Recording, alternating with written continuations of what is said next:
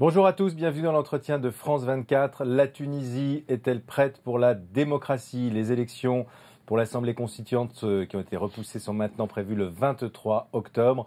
On va parler de la situation actuelle, la situation politique en Tunisie avec mon invité qui est Nejib Chebi. Bonjour. Bonjour. Vous êtes le fondateur du PDP, le Parti démocratique progressiste, un vieux parti en Tunisie qui était toléré au moment de la dictature. Et vous êtes vous-même, on va dire, un candidat virtuel à la présidence de la République, mais ça quand il y aura des élections voilà, c'est encore à la présidence de la République. Oui. Et vous êtes une personnalité politique de premier plan en Tunisie. Vous avez dit récemment que dans la situation actuelle que connaît la Tunisie, vous vouliez être une alternative moderniste aux islamistes. D'abord, est-ce que ça veut dire que vous êtes inquiet par la force aujourd'hui, la force politique des islamistes en Tunisie? En Tunisie, aujourd'hui, il y a deux grands courants qui sont en compétition pour les prochaines élections. Il y a le courant islamiste représenté par Ennahda et le courant démocratique dans lequel le Parti démocrate progressiste apparaît comme la principale force. Et quand vous dites ça, excusez-moi, c'est basé sur quoi au fond? C'est basé sur deux choses. Les quelques sondages qui paraissent, ils ne sont pas tout à fait fiables dans la mesure où nous n'avons pas de tradition. Et aussi, ils n'expriment que le point de vue de la moitié de la population. L'autre moitié dit ne rien savoir sur ce qui se passe et ne se prononce donc pas. Donc ça sa valeur d'indication. Mais il y a la visibilité politique, les deux partis qui font le plus, qui sont le plus actifs, qui organisent le plus de meetings, qui sont présents dans les médias, etc., c'est le Ennahda et le PDP. Cela ne veut pas dire que les autres partis démocratiques ne sont pas actifs et ne sont pas présents. Est-ce que ce que vous venez de dire n'aboutit pas quand même, de manière générale, à sous-estimer la puissance des partis islamistes? Parce qu'au fond, dans toute la Tunisie rurale, illettrée, celle qui est la moins informée, et malgré ce qu'on dit sur la Tunisie, que c'est un pays qui est avec un fort taux d'éducation, il y a quand même des gens qui n'ont pas ce niveau d'éducation. Est-ce que les islamistes, c'est pas le parti pour lequel on va voter quand on ne sait pas pour qui voter, au fond? Parce que l'islam, c'est la tradition, c'est la religion, c'est... Nul doute que la Tunisie est un pays musulman, mais la Tunisie vit son islam dans le cadre de la liberté. C'est un pays qui a toujours été tolérant, et son entrée dans la modernité date depuis 150 ans, depuis Kheireddine Pacha, vers la fin du 19e siècle. Donc la modernité fait partie de la réalité tunisienne aussi. Donc dans chaque société, il y a une population moderniste, ouverte, progressiste, il y a des secteurs conservateurs. Et la compétition qui se mène, c'est entre ces deux projets de société. Est-ce qu'il faut garder la structure, le projet de société tunisien, c'est-à-dire cette économie libérale, ouverte et intégrée dans l'économie mondiale, un pays intégré dans la modernité, ouvert, tolérant, ou faut-il courir une aventure islamiste, c'est-à-dire un État idéologique? Et l'État, c'est la force de contrainte, et donc potentiellement porteur d'interventionnisme dans la sphère privée, c'est-à-dire de totalitarisme. On a vu aussi, on voit en Turquie par exemple, qu'un courant, enfin un parti islamiste peut parfaitement se fondre dans la modernité aussi.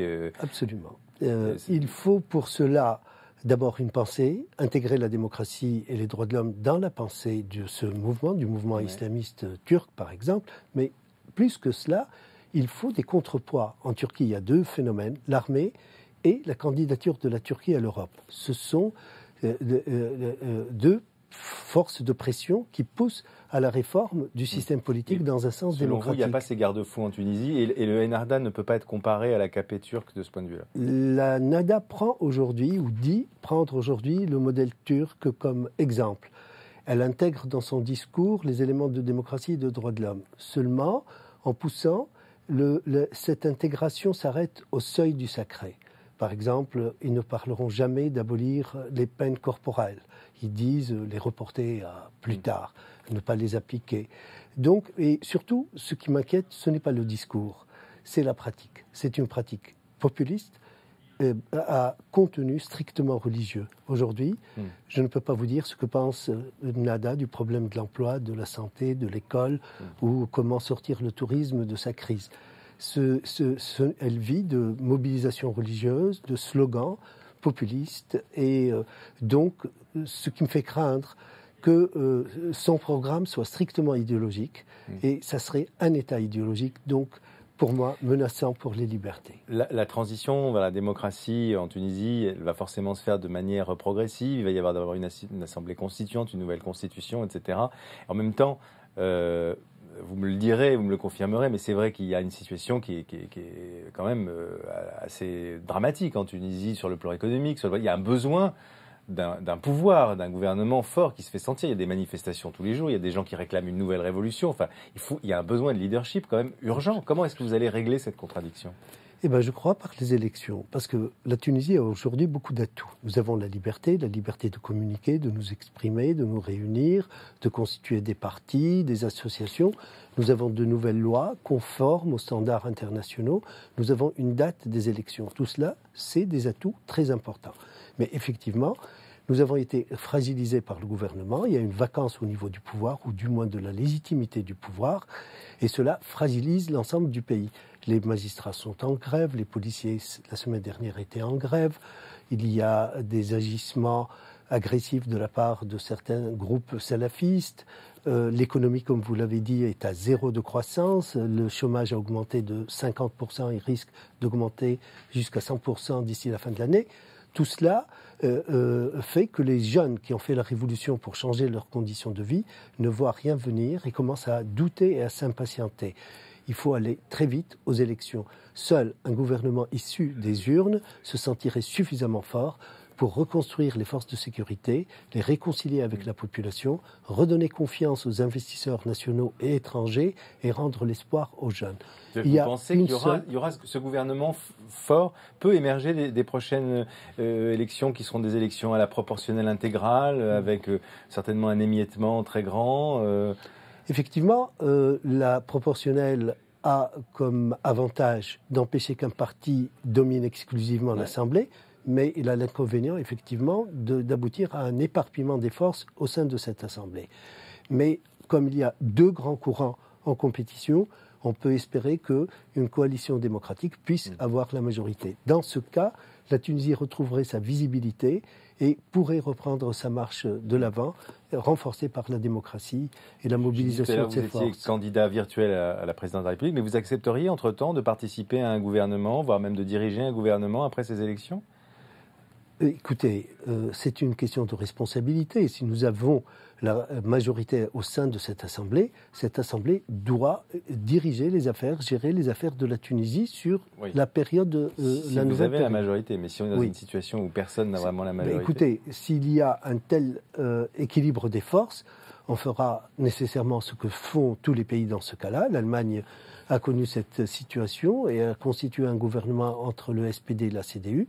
C'est quelque chose que je n'espère pas et à laquelle je ne participerai pas personnellement, mais ça sera une nécessité pour le pays et ce sera encore un des avatars de la transition.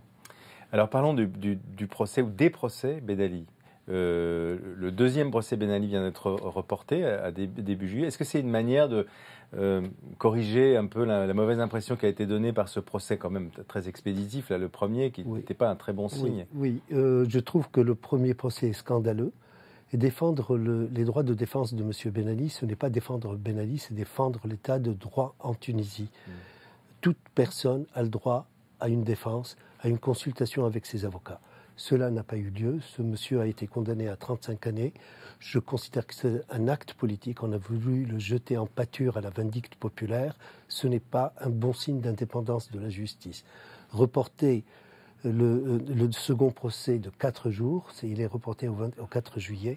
Je ne trouve pas ça significatif d'une meilleure justice. La justice doit être sereine, à l'abri de toute pression extérieure, qu'elle soit des pouvoirs publics ou de la rue. Et je trouve que la justice en Tunisie n'a pas fait preuve de cette indépendance et de cette sérénité tout au cours des 6 derniers mois.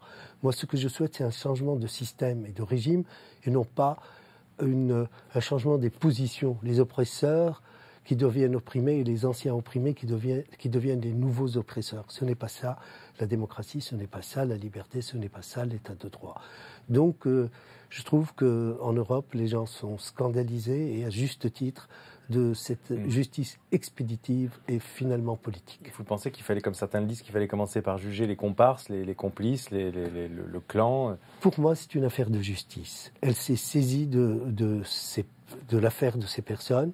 Elle doit mener une enquête en toute sérénité, établir les preuves, donner les droits de défense, respecter les droits de défense et juger en toute indépendance. Pour moi, c'est une page de l'histoire. Ce qui m'intéresse, c'est donner de l'emploi aux jeunes, c'est développer les régions et c'est réconcilier les Tunisiens et construire les institutions de l'avenir. Le passé, on doit le confier à la justice et laisser la justice faire son travail. Juste une dernière question pour parler un peu de la région. Est-ce que vous êtes parfois un peu envieux du parcours du Maroc, par exemple? On voit que vraisemblablement, il va faire un pas de plus avec le référendum prévu vers la monarchie constitutionnelle. J'ai toujours soutenu les réformes qui ont été introduites au Maroc depuis quelque temps et qui faisaient du Maroc l'expérience libérale. Je ne dirais pas démocratique, le Maroc est libéralisé et il était en avance par rapport à tous les autres pays arabes. J'ai des craintes pour le Maroc aujourd'hui. Je crains un malentendu entre la classe politique, toutes tendances confondues, et la population. La population réclame une monarchie parlementaire. Elle veut garder la monarchie marocaine. C'est un symbole de l'unité du Maroc, mais en même temps, être représenté dans les institutions du pouvoir et exercer le pouvoir. J'ai peur que la réforme, je n'ai pas à intervenir dans des affaires intérieures. Si cette réforme ne répond pas aux attentes de la population, la crise au Maroc va non seulement perdurer, mais elle va peut-être s'approfondir. Je le regrette. Je souhaiterais que le Maroc se stabilise par une réforme approfondie du système politique. Merci beaucoup Najib Chebi. Malheureusement, il va falloir qu'on en reste là. Merci d'être venu nous voir à France 24. Aujourd'hui, cet entretien, vous le retrouvez sur france24.com. À bientôt.